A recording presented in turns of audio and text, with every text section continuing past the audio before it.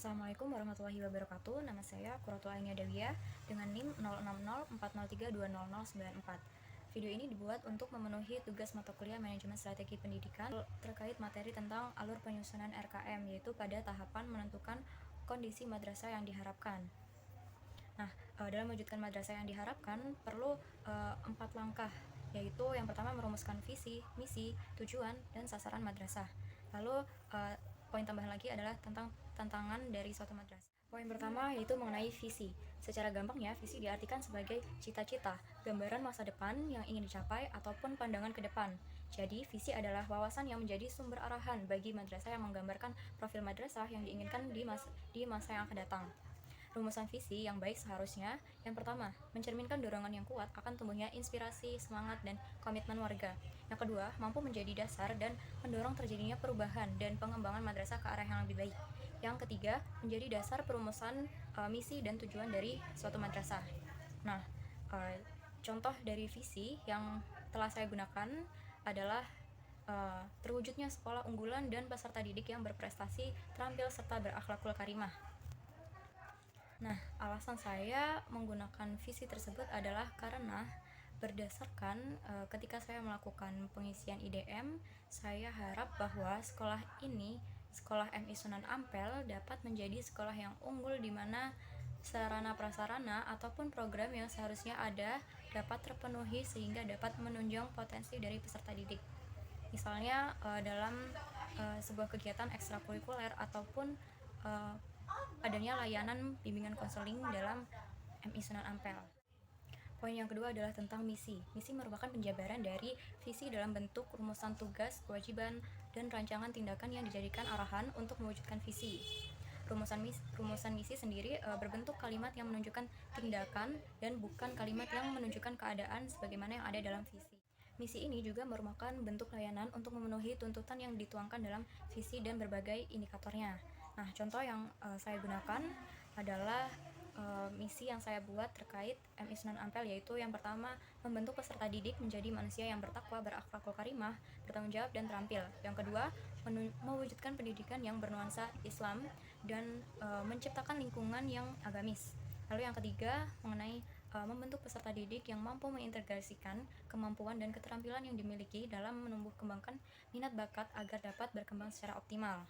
Nah, alasan saya membuat misi tersebut adalah karena berdasarkan visi yang saya tetapkan, maka bentuk tindakan yang perlu dilakukan untuk menjalankan visi yang saya jabarkan dalam misi, yaitu saya harap bahwa sekolah MI Sunan Ampel dapat menjadi sekolah yang unggul di mana sarana prasarananya terpenuhi dengan membentuk peserta didik menjadi manusia yang bertakwa sesuai dengan bentuk dari sekolah ini, yaitu madrasah, dan dapat menjadi sekolah yang unggul dengan didukung oleh sarana prasarana yang terpenuhi sehingga dapat mengembangkan potensi minat bakat dari peserta didik. Seperti itu. Poin selanjutnya ada mengenai tujuan.